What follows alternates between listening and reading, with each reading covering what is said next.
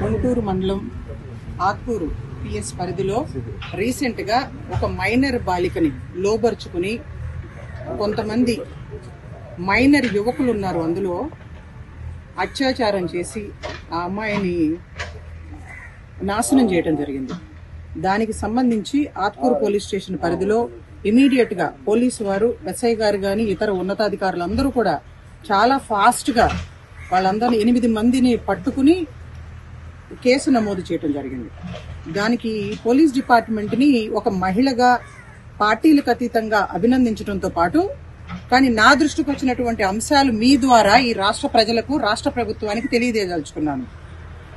గంజాయి అరికట్టడమే మా ప్రధాన ఎజెండా అని చెప్పి ఈ కూటమి రాష్ట్ర ప్రభుత్వం, ఎన్డీఏ ప్రభుత్వం అధికారంలోకి వచ్చిన తర్వాత స్వయంగా హోంమంత్రి అనిత గారు ప్రెస్ మీట్లు పెట్టి విజయవాడ నడిబొడ్డు బందర్ రోడ్డు పైన పోలీసు అధికారుల చేత ర్యాలీలు చేసి ప్రదర్శనలు కూడా నిర్వహించడం జరిగింది. కానీ ఇప్పుడు మైనర్ బాలిక పైన అత్యాచారం చేసినటువంటి ఈ యువకులు అందరూ కూడా 10th క్లాసు, ఇంటర్మీడియట్, అదేవిధంగా దాదాపు 20 సంవత్సరాల లోపు వాళ్లే ఎక్కువ మంది ఉన్నారు.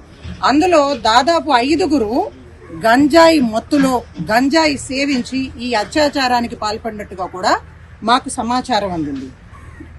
ఈ రాష్ట్ర ప్రభుత్వం గంజాయి వ్యతిరేక రాష్ట్రంగా తయారు చేస్తాము, గత ప్రభుత్వం విచ్చలవిడిగా ఇతర రాష్ట్రాలకు కూడా గంజాయి రవాణా చేసింది అని మాట్లాడటం మీడియాకు మాత్రమే పరిమితమైందా? చర్యలు ఏమన్నా చేపట్టే దిశగా వీళ్ల కార్యాచరణ ఉందో మాకైతే అర్థం కావట్లేదు. ఈ ముద్దాయిల్లో కొంతమంది ఇంతకు ముందు గంజాయి కేసుల్లో కూడా పట్టుబడినటువంటి హిస్టరీ ఉంది. సో గ్రామీణ ప్రాంతాల్లో విచ్చలవిడిగా గంజాయి అమ్మకాలు జరుగుతూ ఉన్నాయి. గంజాయి మత్తులో ఆడపిల్లల్ని అత్యాచారాలు చేయటమే కాదు, లైంగిక వేధింపులకు గురి చేయటమే కాదు, చాలా నేరాలకు పాల్పడతా ఉన్నారు. ముఖ్యంగా యువత తప్పుదారి పడుతూ జీవితాలు నాశనం చేసుకుంటా ఉన్నారు. ఇటువంటి పరిస్థితుల్లో ముఖ్యమంత్రి చంద్రబాబు నాయుడు గారు, ఉప ముఖ్యమంత్రి పవన్ కళ్యాణ్ గారు, ముఖ్యంగా హోంమంత్రి అనిత గారు ఈ గంజాయి అరికడుతున్నామని చెప్పి మీ చీల్ చేస్తాము, చెండాడేస్తాము, చింపేస్తామని చెప్పి మీ సొల్లు కబుర్లు ఆపి గంజాయి నియంత్రించాలి అని చెప్పి కాంగ్రెస్ పార్టీగా డిమాండ్ చేస్తా ఉన్నాం. పోలీసు వారిపైన మాకు పూర్తి నమ్మకం ఉంది. ఎందుకంటే 2014 నుంచి రాష్ట్ర విభజన అప్పటి నుంచి కూడా చూస్తా ఉన్నాం. మేము అనేక సమస్యలు వాళ్ళ దృష్టికి తీసుకెళ్తా ఉంటే వాళ్ళు చర్యలు తీసుకునే ప్రయత్నం చేస్తాం. కానీ అధికార పార్టీకి చెందినటువంటి నేతల ప్రమేయం ఉండటం వల్ల కూడా ఈ కేసులు ఛేదించడంలో జాప్యాలు జరుగుతూ ఉన్నాయి. అటువంటి జాప్యం జరగకుండా కూడా చూసుకోవాల్సినటువంటి బాధ్యత రాష్ట్ర ప్రభుత్వానికి. మరొక ముఖ్యమైన విషయం మీ ద్వారా ఈ రోజున చెప్పదలుచుకుంది, ఆదాయం పెంచుతామని చెప్పినటువంటి ముఖ్యమంత్రి చంద్రబాబు నాయుడు గారు, ఈ కూటమి ప్రభుత్వం ఆదాయం పెంచే మార్గాలు ఆన్లైన్ బెట్టింగ్, మరి ముఖ్యంగా లాటరీ సిస్టము ఆంధ్రప్రదేశ్ లో ఇంట్రడ్యూస్ చేయబోతా ఉన్నారు. ఈ రోజున చాలా ప్రముఖమైనటువంటి నేషనల్ మీడియాకి సంబంధించినటువంటి బిజినెస్ లైన్ పేజీలో, అంటే ఈ ఆదాయాన్ని పెంచే మార్గం బిజినెస్ లైన్ పేజీలో వచ్చిందంటే ఆలోచించుకోండి. 13,000 కోట్ల రూపాయల ఆదాయం పెంచడం కోసం ఆన్లైన్ బెట్టింగ్లు, ఆన్లైన్ యాప్లు, అదేవిధంగా ఆన్లైన్ గేమింగ్లు, లాటరీ సిస్టమ్ తీసుకురాబోతా ఉన్నారు. అంటే ఈ 13,000 కోట్ల ద్వారా మీరు ఈ మహిళలకు ఇస్తానన్నటువంటి హామీలు నెరవేర్చడం కోసం యువతని, అదేవిధంగా పేద బడుగు బలహీన వర్గాల జీవితాలు నాశనం చేయదలుచుకున్నారా అని చెప్పి చంద్రబాబు నాయుడు గారిని, ఈ కూటమి ప్రభుత్వాన్ని ప్రశ్నిస్తా ఉన్నాం. ఒక పక్కన 80 సంవత్సరాల వయసులో శ్రీమతి సోనియా గాంధీ గారు, యూపీఏ చైర్పర్సన్, నిన్న రాజ్యసభలో కేంద్ర ప్రభుత్వాన్ని డిమాండ్ చేశారు. ఉపాధి హామీ పథకం ద్వారా వేలాది కోట్ల రూపాయలు పేదలకు అందవలసినటువంటి డబ్బుని, నిధుల్ని రిలీజ్ చేయడంలో జాప్యం చేస్తా ఉన్నారు.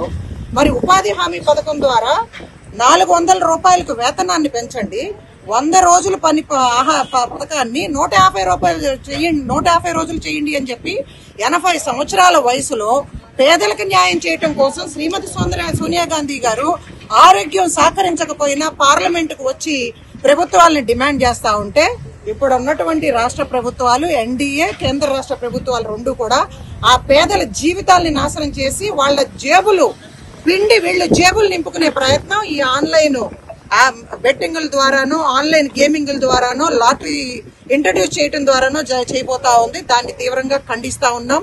ఉపసంహరించుకోవాలి అని చెప్పి కూడా రాష్ట్ర ప్రభుత్వాన్ని డిమాండ్ చేస్తా ఉన్నాం. మద్యం ఏరులైపోతా ఉంది. ఎక్కడ చూసినా కూడా బెల్ట్ షాపులు విపరీతంగా పెరిగిపోయినాయి.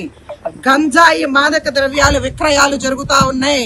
దీని పూర్తి బాధ్యత రాష్ట్ర ప్రభుత్వానిది. హోంమంత్రి గారు ఏదో 10 రోజులు హడావుడి చేశారంతే. తర్వాత మాకెక్కడా కనిపించట్లేదు. మహిళల పైన అత్యాచారాలు కూడా విపరీతంగా పెరిగిపోయినాయి. దానికి ఉదాహరణే మన ఏరియాలో జరిగినటువంటి ఒక మైనర్ బాలిక పైన అంత కిరాతకంగా దారుణంగా మైనర్ యువకులు ఇతర చాలా మంది కూడా అత్యాచారం 3 రోజుల పాటు ఆమెను చిత్రహింసలు చేశారంటే ఒక్కసారి అర్థం చేసుకోవాలి అని చెప్పి రాష్ట్ర ప్రభుత్వాన్ని కోరుతూ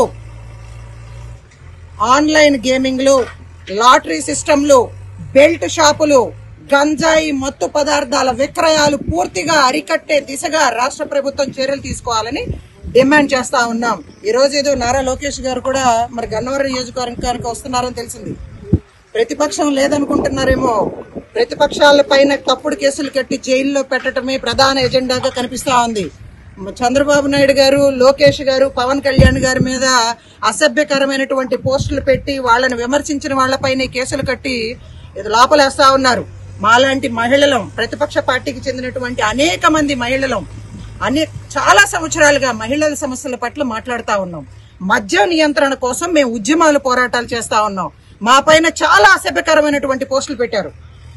మమ్మల్ని మనోవేదనకు గురి చేశారు. మానసికంగా కూడా చిత్రవదకు గురి చేసినటువంటి సందర్భాలు మీకు తెలుసు. మాకు కూడా రక్షణ కల్పించాలి. మాకు వ్యతిరేకంగా పోస్టులు పెట్టిన వాళ్ళను కూడా కేసులు కట్టి లోపల వేస్తే మీరు మంచి ప్రభుత్వం అనిపించుకుంటారు, మహిళలకి న్యాయం చేసిన వాళ్ళు అవుతారు అని చెప్పి గన్నవరం నియోజకవర్గంలో అభివృద్ధి అనేది ఎక్కడా కనిపించట్లేదు.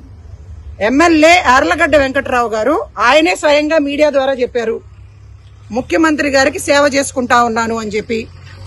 చంద్రబాబు నాయుడు గారికి, లోకేష్ గారికి సేవ చేయటమే సరిపోతా ఉంది, ఇక్కడ నియోజకవర్గంలో కనిపించట్లేదు అని చెప్పి ప్రజలు చెప్తా ఉన్నారు.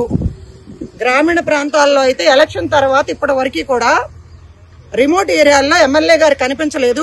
ఆయన్ని కలవాలి అంటే అపాయింట్మెంట్ తీసుకోవాలి అని చెప్పి ప్రజలు మాట్లాడుతా ఉన్నారు. ఎమ్మెల్యే గారు స్థానికంగా అందుబాటులో ఉండాలి. మీరు వారానికి ఎన్ని రోజులు మీ కార్యాలయంలో ఉంటారో, అదే విధంగా మండల స్థాయిలో మీ కార్యాలయాలు ఉన్నాయి, అక్కడ ఎప్పుడు అందుబాటులో ఉంటారో కూడా మీడియా ద్వారా ఒక ప్రకటన చేయాలి. ప్రజలు మిమ్మల్ని చూడటానికి ఎదురు చూస్తా ఉన్నారు ఎమ్మెల్యే గారు అని.